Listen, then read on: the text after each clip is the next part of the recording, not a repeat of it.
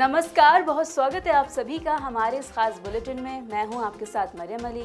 चलिए तमाम अहम खबरों पे एक नजर डाल लेते हैं। काफी वक्त से रूस और यूक्रेन के बीच जंग छिड़ी हुई है। इसी को लेकर बीते दिन अमेरिकी राष्ट्रपति डोनाल्ड ट्रंप ने इस जंग को रोकने के लिए यानी युद्ध विराम लगाने के लिए फोन पर राष्ट्रपति व्लादिमीर पुतिन से बातचीत की। आपको बता दें कि उन दोनों की ये बातचीत करीब 2 घंटे तक चली। इससे पहले दिन में व्हाइट हाउस ने कहा था कि राष्ट्रपति डोनाल्ड ट्रंप इस युद्ध की स्थिति को लेकर निराश हैं और उन्होंने यूक्रेन रूस के बीच युद्ध विराम की दिशा में प्रगति की आस के साथ पुतिन और यूक्रेन के राष्ट्रपति व्लादिमीर जेलेंस्की के साथ अलग अलग बात करने की योजना बनाई थी। रिपोर्ट्स की माने तो पुतिन ने इस कॉल के बाद कहा, मॉस्को यूक्रेन में लड़ाई को समाप्त करने की दिशा में काम करने के लिए तैयार है। उन्होंने कहा कि रूस एक शांतिपूर्ण समझौते के पक्ष में है और दोनों पक्षों के अनुकूल समझौते करने की आवश्यकता होगी। वहीं पुतिन ने ट्रंप के साथ बातचीत को स्पष्ट और सार्थक भी बताया। हालांकि व्हाइट हाउस ने दोनों नेताओं के बीच बातचीत का विवरण तत्काल साझा नहीं किया है। वहीं इससे पहले ट्रंप ने हफ्ते के अंत में एक सोशल मीडिया पोस्ट में उम्मीद जताई थी कि युद्ध विराम के लिहाज से सोमवार यानी बीते दिन सार्थक दिन साबित होगा। ट्रंप अपने इस प्रयास के तहत नाटो नेताओं से भी फोन के जरिए बातचीत करेंगे। लेकिन ट्रंप के फोन कॉल से पहले उपराष्ट्रपति जेडी वेंस ने कहा कि अगर ट्रंप को लगता है कि पुतिन बातचीत के बारे में गंभीर नहीं है तो वो युद्ध को समाप्त करने के प्रयास से पीछे हटने के लिए पूरी तरह से तैयार हैं। उधर वक्त संशोधन बिल 2025 की संवैधानिक वैधता को चुनौती देने वाली याचिकाओं पर सुप्रीम कोर्ट ने 15 तारीख को सुनवाई की थी और उन्होंने कहा था कि अगली सुनवाई 20 तारीख को होगी, यानी कि आज 20 मई को, और आज ये सुनवाई होने वाली है। आपको बता दें कि ऐसा हो सकता है कि अदालत इस पे अपना अंतरिम फैसला सुना दे। बता दें कि सीजेआई बीआर गवई और जस्टिस एजी मसीह की पीठ ने 15 मई को सुनवाई 20 मई तक टालते हुए कहा था कि वो 3 मुद्दों पर अंतिम निर्देश पारित करने के लिए दलीलें सुनेंगे। इनमें पहला मुद्दा वक्फ बाय यूजर या वक्फ बाय डीड द्वारा वक्फ घोषित संपत्तियों को गैर अधिसूचित करने से संबंधित है। वहीं याचिकाकर्ताओं द्वारा उठाया गया दूसरा मुद्दा राज्य वक्फ बोर्ड और केंद्रीय वक्फ परिषद की संरचना से संबंधित होगा। वहीं याचिकाकर्ताओं को तर्क है कि पदेन सदस्यों को छोड़कर सिर्फ मुसलमानों को ही इसका संचालन करना चाहिए।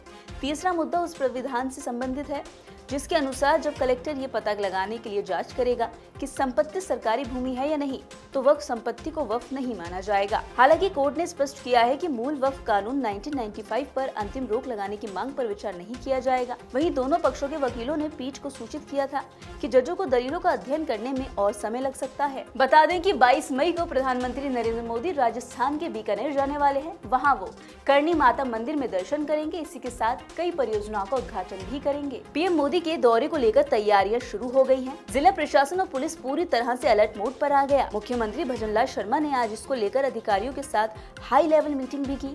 उन्होंने पीएम के दौरे के साथ सुरक्षा और अन्य सभी व्यवस्थाओं को लेकर अधिकारियों को सख्त निर्देश दे दिए हैं। बता दें कि पुलिस ने पीएम की सुरक्षा के लिए कड़े इंतजाम शुरू कर दिए। पीएम सुरक्षा व्यवस्था को लेकर बीकानेर से देशनोक तक 1000 से ज्यादा पुलिस जवान और होमगार्ड तैनात कर दिए गए। इसके लिए जयपुर से अतिरिक्त पुलिस फोर्स बुलाई गई है। वहीं राज्य मार्गों पे गश्त बढ़ा दी गई। गाड़ियों की चेकिंग और नाकाबंदी भी चल रही है। होटल, धर्मशालाओं और ढाबों की बारीकी से तलाशी ली जा रही है। साथ ही बताते चले कि 21 और 22 मई को बीकानेर देशनोक रोड पर हर कोने पर सुरक्षाकर्मी नजर आएंगे। पीएम मोदी मंदिर दर्शन के पलाना में सभा को संबोधित भी करेंगे। उत्तर भारत में खासकर दिल्ली एनसीआर में मौसम आंख मिचोली खेल रहा है। कभी तेज धूप निकल आती है तो कभी एकदम से आंधी तूफान आता है और बारिश हो जाती है। ऐसे में हर कोई परेशान है कि आखिर मौसम कैसा रहेगा। चलिए जान लेते हैं आने वाले दिनों के लिए आईएमडी ने क्या पूर्वानुमान लगाया है। बीते दिन भी भीषण गर्मी का एहसास सताता रहा। दिन भर आसमान साफ रहने और तेज धूप खिलने से दिल्ली एनसीआर वासियों का हाल बेहाल रहा। अधिकतम तापमान सामान्य से 0.4 डिग्री ज्यादा यानी कि 40.8 डिग्री दर्ज किया गया। वहीं न्यूनतम तापमान सामान्य से 2.2 ज्यादा यानी 28.7 डिग्री दर्ज किया गया। वहीं हवा में नमी का स्तर 74 से 44% तक रहा। अधिकतम तापमान 41.4 डिग्री के साथ आया नगर और न्यूनतम तापमान 30.4 डिग्री के साथ पीतमपुरा दिल्ली के सबसे गर्म इलाके रहे। वहीं मौसम वैज्ञानिकों के मुताबिक दिल्ली का औसत तापमान 40.8 डिग्री दर्ज किया गया, लेकिन हीट इंडेक्स 50 ही रहा। इसका मतलब है कि दिल्ली वासियों को 50 डिग्री तक गर्मी का एहसास हुआ है। वहीं मौसम विभाग ने बीते दिन आंशिक रूप से बादल छाए रहने का अनुमान जताया था। साथ ही आंधी, बिजली गिरने, 30 से 40 किलोमीटर प्रति घंटे की रफ्तार से तेज हवाएं चलने और हल्की बारिश की संभावना जताई थी। अधिकतम तापमान की बात करें तो वो 29 डिग्री जबकि न्यूनतम तापमान 28 डिग्री के आसपास आज बना रहेगा। वहीं अगर आने वाले दिनों की बात करें तो पूरे हफ्ते दिल्ली में ऐसा ही मौसम बना रहेगा। हमने आपको बताया था कि हांगकांग और सिंगापुर में कोविड-19 के मरीज देखे जा रहे हैं और वहाँ जो पेशेंट हैं इसकी उनकी संख्या बढ़ भी रही है।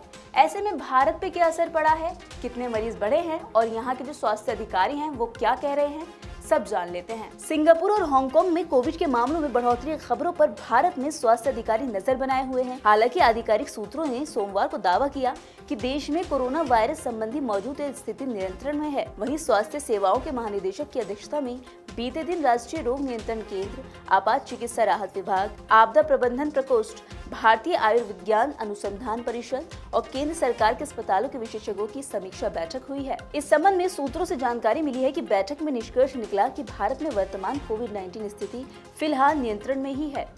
वहीं 19 मई तक उपलब्ध आंकड़ों के मुताबिक भारत में कोविड-19 की पुष्टि के मामलों में मौजूदा संख्या 257 है, जो देश की बड़ी आबादी को देखते हुए बहुत कम है। वहीं सूत्रों ने कहा है कि इनमें से लगभग सभी मामले मामूली ही हैं, जिनमें अस्पताल में भर्ती होने की आवश्यकता नहीं पड़ी।